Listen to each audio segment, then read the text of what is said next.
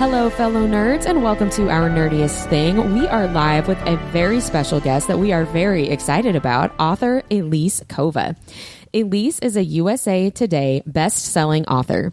She enjoys telling stories of fantasy worlds filled with magic and deep emotions.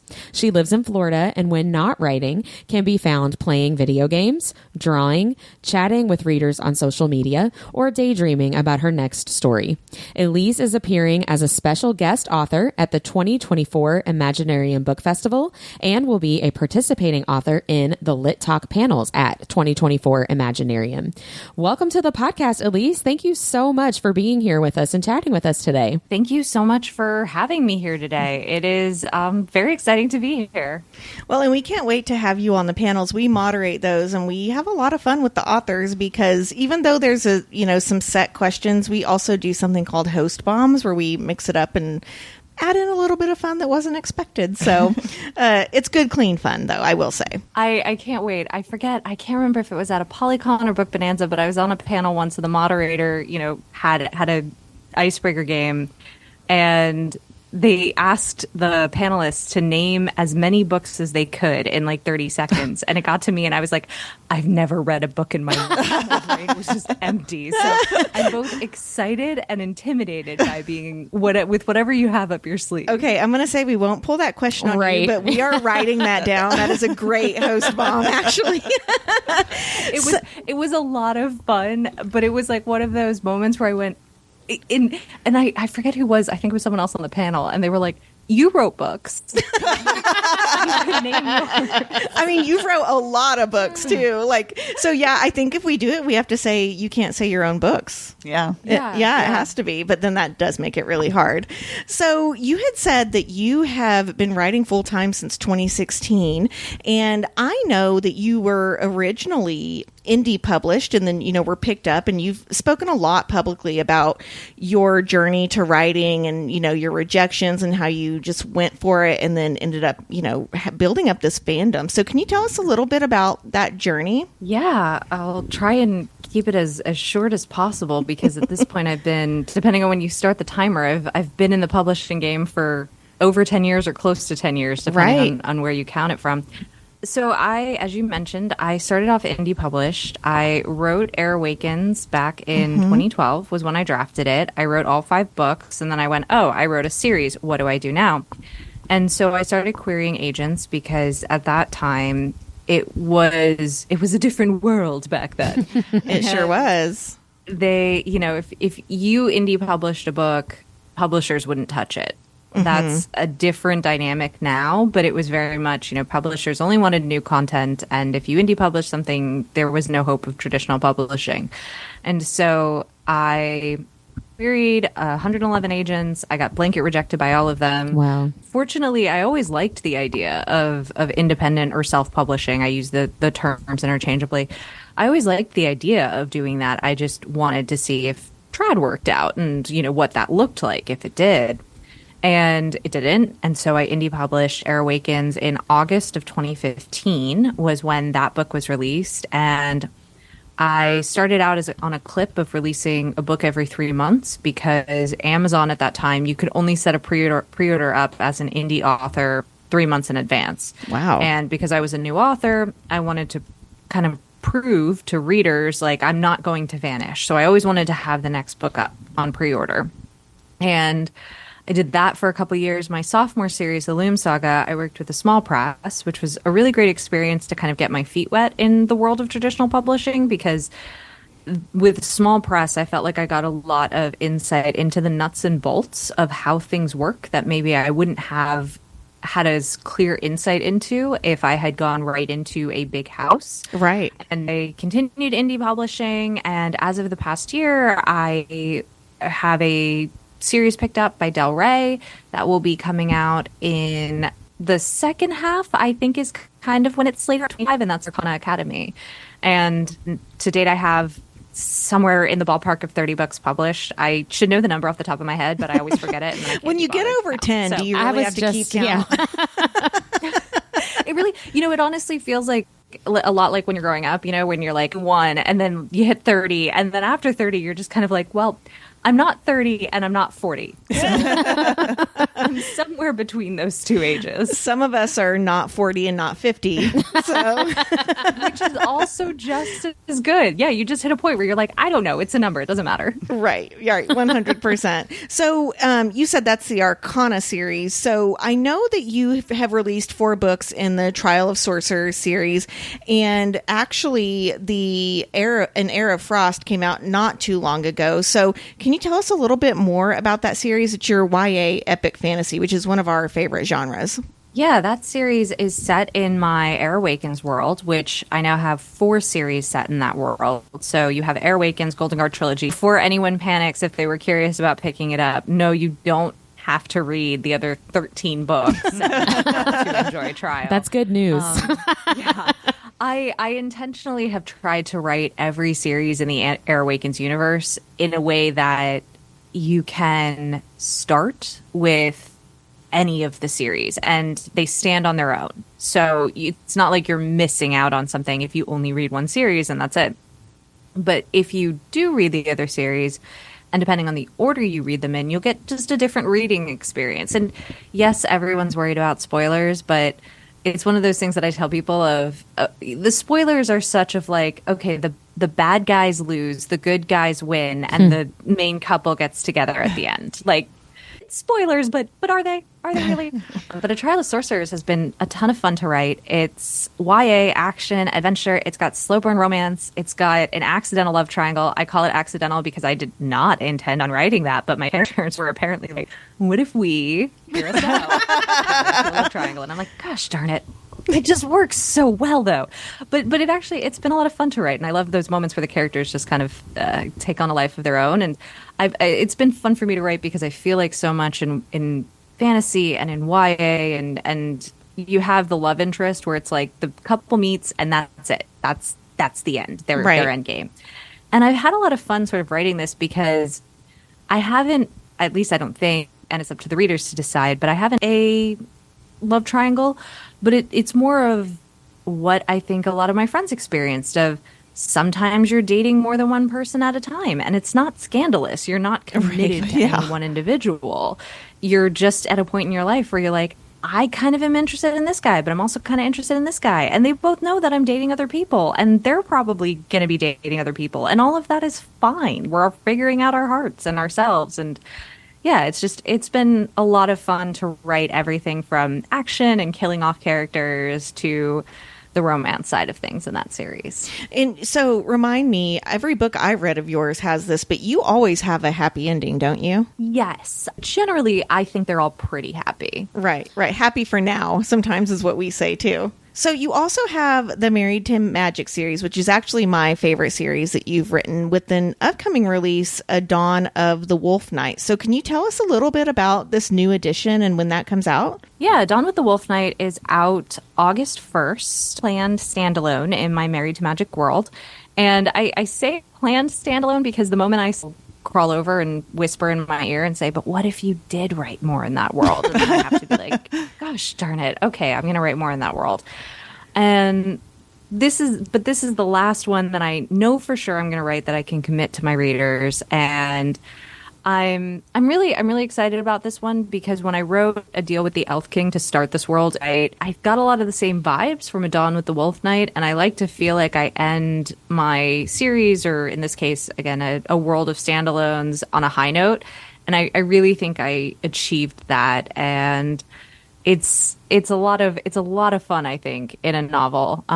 You got falling in love with your protector, and you have deep female friendships and some fun magic systems that I played with, and I'm really excited for this one to be out for sure. Do you think you'll ever write anything outside of the YA genre, like new adult or adult even? Well, so Married to Magic actually kind of straddles that older YA adult line. And that series, I kind of feel like it leans more into the new adult territory.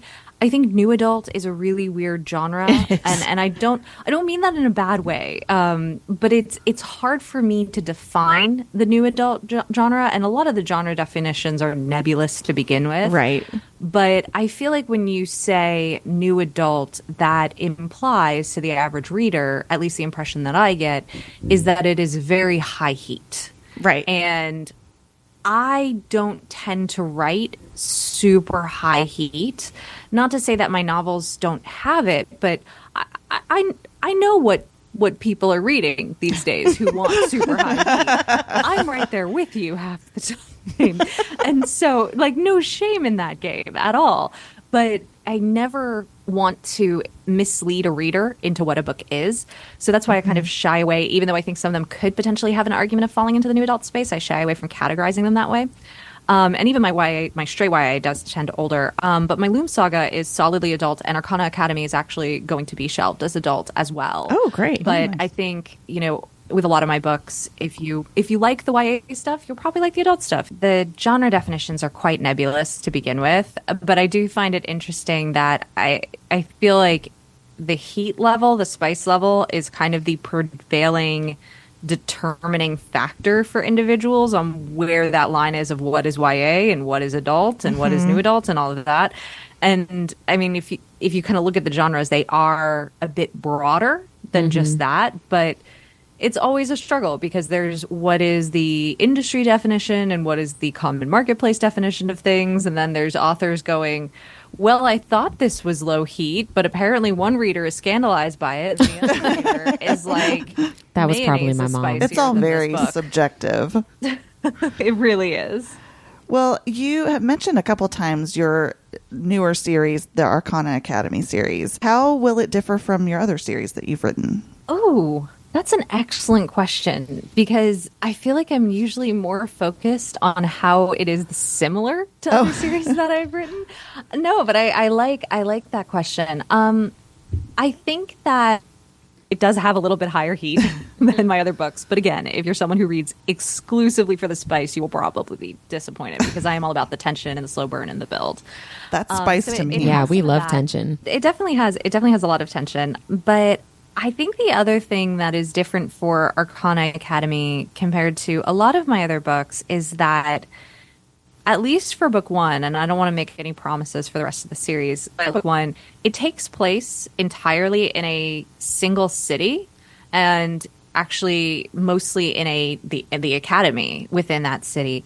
That was really interesting for me because I tend to write sort of these sweeping epic adventures where you have these characters who are going to multiple cities and multiple locations and adventuring across lands and whatnot. And so I think it was really almost kind of nice to dig into one place and try and give the academy itself almost like a character in the novel and give it personality and history and all of that. Oh, I love that idea. And I think some people, some readers will shy away from fantasy because they feel like the world building is too complicated and they have to remember too many places. So this might be something that those kinds of readers might want to dip their toes into. Fingers crossed. I hope I attract all types of readers.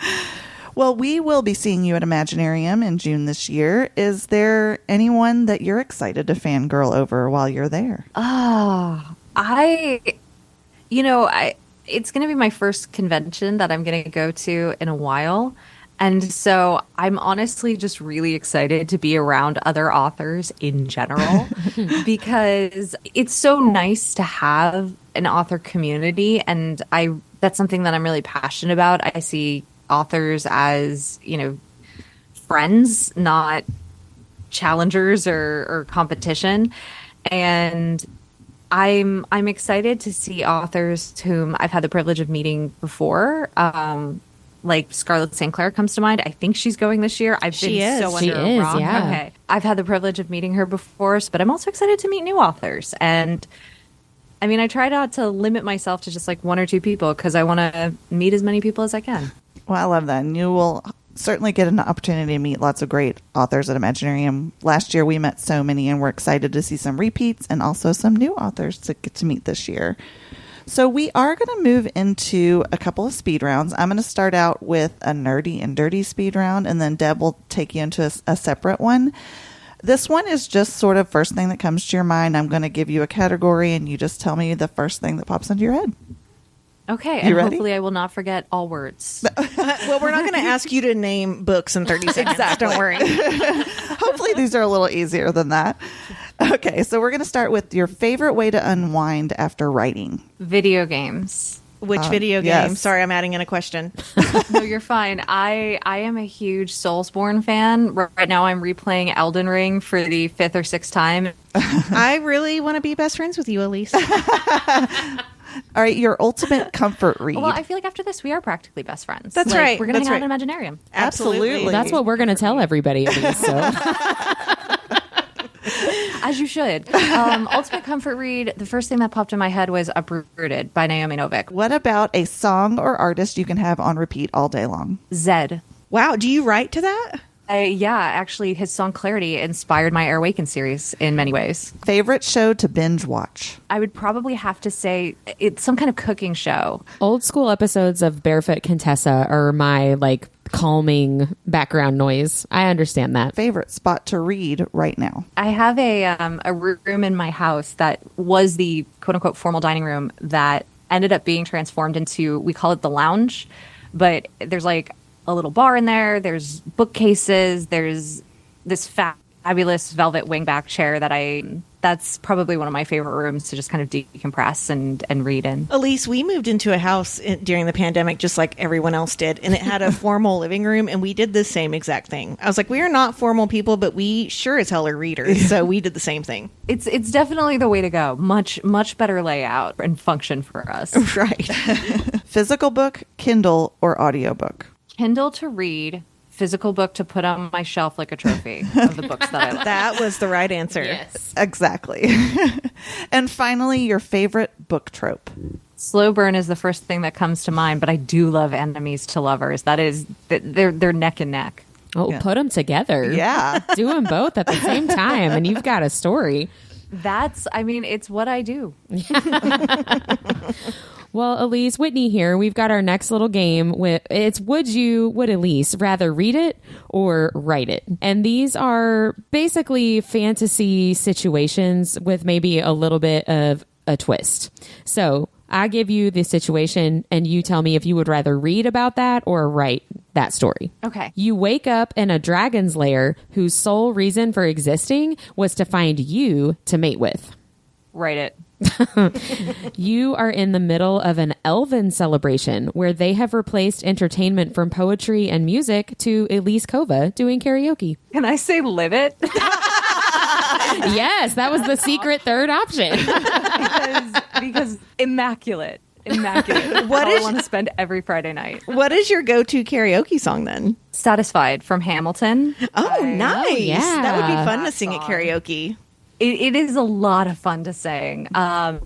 So I love that, but then I also love as cliche as it is, but the standard songs of Don't Stop Believin' or something like that you can just kind of get everyone singing with you. Right. You wake up to be told you are a princess who has fallen asleep for 1,000 years, and you were awoken by a prince with a tail. Read it, because I would love, when it comes to princes with tails, Holly Black has cornered that market. Yep, and with Pardon. I just want to read all of them. So I'll let her write that and I'll read it. Yeah, I love that series so much. I'm with you on that. Same. The female main character is a planet-devouring space worm named Rachel. I would love to write that. I have these little side projects that I don't know if they'll ever see the light of day because they're so off-brand for me. But they're kind of that hitchhikery satire or weird humor, and that would just 100% fall in line with them. And then last but not least, a paranormal thriller where the antagonist is one specific bee that can buzz sinister subliminal messages to you while you sleep. I would read it just because I don't write a ton of thriller or paranormal, and so I'll leave that to the expert. I might make that a short story. I was going to say, whoever came up with these, you gotta get on it because these are great. Whitney was smoking weed when she wrote them. I was just trying to think of different things. Mix it up and keep it fresh, That's what we do here at Our Nerdiest Thing. We ask weird questions. Well, thank you, Elise, for playing along with that. I appreciate it. Thank you for concocting those weird questions. I had a lot of fun. Yeah. That's the kind of professional question asking you can expect with our host bombs. Well, just expect a short story about, what was it, Rachel, the space? The space worm. Yeah. And here's the thing, just take that idea and run with it. You don't even have to give Whitney credit. No, I know. We just want to see it. Yeah, go for it. So, Elise, where can readers best connect with you? So I always tell people the best place to kind of start is my website, which is just my name, ELISEKOVA.com, EliseKova.com. On there, you have links to all of my social media. The two main ones that I'm mostly on are Instagram at elise.kova or TikTok at Elise Kova. But also on my website, you can find links to all of my books and about them. I have a newsletter on sign up, like a small novella or coloring pages or whatever you want. Sign up for all of the gifts if you are interested. I also have a text line if that's what you would prefer to get your updates through. And I also have a signed bookshop. That is really my website. I try as much as possible to make my one-stop location for all readers and the majority of questions that people might have. How can I get in touch with you? That's awesome, making it streamlined for everybody. And so I was just about to ask, where can people purchase your books? But you kind of just answered that question with your website. So you do sell some signed copies through your website, and then I guess your non-signed copies are just available at any bookstore? Yeah, I sell signed copies through my website, and I do have rotating shop drops. I don't always keep stock in my shop of every book because I just don't have the time for that. But then any online retailer usually should have my books. But like I said, on my website, if you go to, the URL is actually elisekova.com/books, but the link is there in the top menu. All of the books, individual pages, have every retailer that you can find them on, as well as any signed copies or direct buy links or anything like that. One way that we always wrap up our podcast episodes is talking about our nerdiest thing of the week, hence the name, Our Nerdiest Thing. So it can be something that you read, something that you did, really anything that was super duper nerdy that you maybe, your guilty pleasure you don't want to tell people about. We love to embarrass ourselves on this show because of how nerdy we are. So we're just wondering what yours is. So I guess I kind of already alluded to it, but I'm replaying Elden Ring. I think I have consumed every single possible video on YouTube of content creators talking about the lore of this game and their theories. And the other night, I spent maybe an hour just reading item descriptions in the game just because I could. Because I wanted to see all of the lore that was there. For anyone who doesn't know, I'm sorry. You opened the can of worms. No, I want to know, please. For anyone who doesn't know, this game was the perfect union of, you have the creator, who I think his name is Miyazaki. I think that's his name. I'm a little mushy brained right now, so I apologize if I got that wrong. But you have him, who is like a notorious shit stirrer in video games. One of the games, there were items that you could choose what to start with, and he commented on this like locket of like, oh, in an interview he said, oh, maybe some players will pick the locket and discover its meaning. And then later on he was like, LOL, there was no meaning. I was just trolling you guys. Oh my gosh. I would have been so upset, Elise, because I would have been looking for the meaning of that for like hours. Oh, the community was a buzz for months trying to figure it out. And so you have him where he does stuff like that, but then he also has like these crazy connections and minute things in the game. And you have him, and he paired up with George R. R. Martin to write the lore. Oh, wow. Yeah. George R. R. Martin wrote the entire lore and backstory that the game was based off of. So there's just so much there. And with the DLC coming out soon, all the speculations are aflame again. And I'm just really excited for it. And that's if there's anyone at a book convention who wants to talk Soulsborne games, I'm here for it. I was just about to say, guess what we're going to talk about at your table at Imaginarium. You'll have a line 50 deep and we'll be like, sorry, we're discussing theories about this game. Yeah, I'm sorry. If, you're not in on is Mikola and Melina the same character, if you're not at that level, you can't come up. No, I'm just kidding. You can't sit with us. More like, please come sit with us and let me talk your ear off. Right. And also, let me tell you about Elise's books, please, real quick. Oh, yeah. P.S. I wrote a book. Well, Elise, thank you so much for being on with us and chatting with us. It's been so much fun, and we're really excited to get to see you in person and talk more face-to-face at Imaginarium.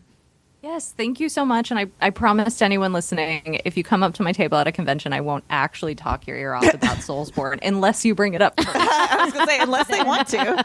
Yeah, then you opened that door. But no, thank you guys so much for having me.